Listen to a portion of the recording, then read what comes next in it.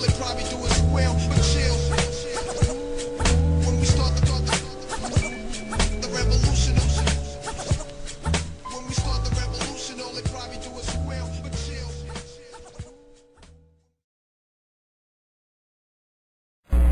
If the question is, do white people now fear, the white supremacists fear genetic annihilation?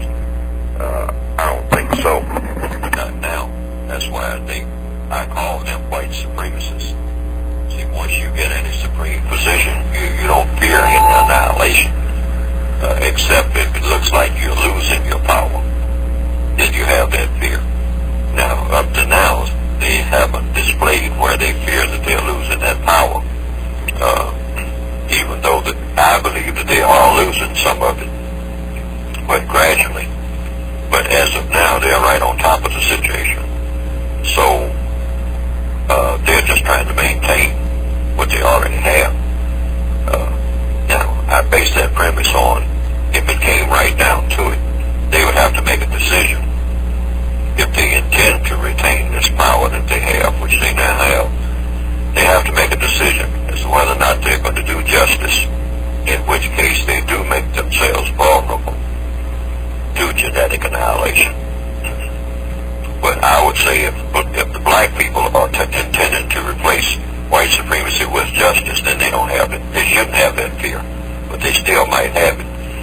But if they believe that black people will not do the correct thing, in other words, they believe that black people do not believe in justice themselves, then they have another option, and that is to kill all the black people, which they can do. Because nobody's going to stop them, because nobody cares. Not even black people care, if they tell the truth. Individual black people care, but generally speaking, black people don't really care what happens to black people, because black people kill each other every day in large numbers, and think that it's fun. That's the truth, because the white supremacists have programmed us that way. In fact, we think that it's cool, particularly black males.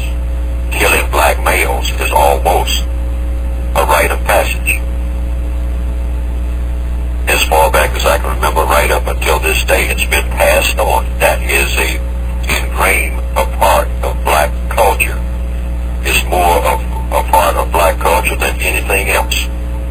Black people killing and mistreating other black people is a part of black culture. If you want a definition for black culture, that's just about it.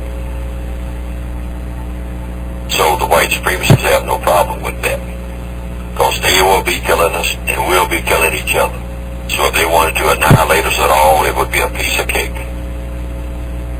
It would be a piece of cake. But there's a problem with it.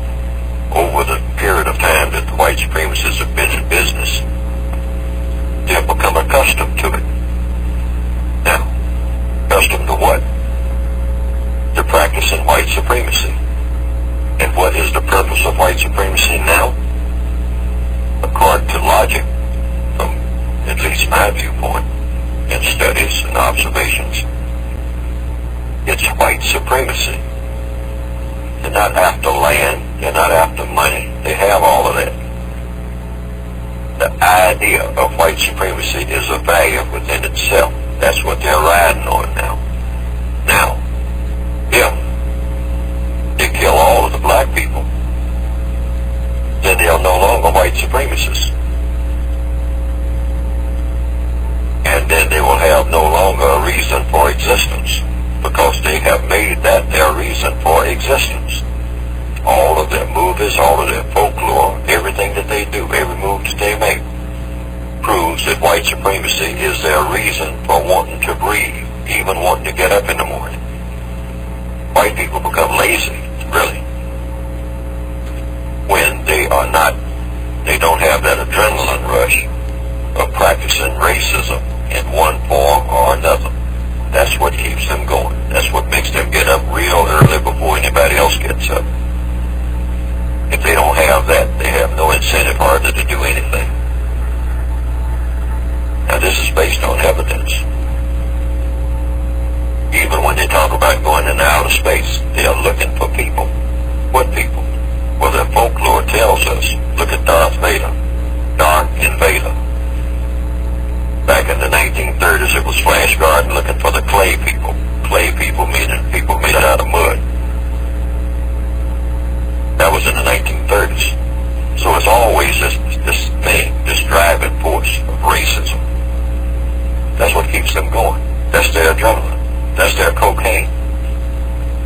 And if they can't have that, they don't see any point in being here. They've done everything else. All of the inventions. They could feed the whole world if they wanted to, with a snap of a finger. They don't want to do that. They like seeing people suffer. If the people are dark, they like to keep that pot stirred, like to keep it going. They cannot deny this.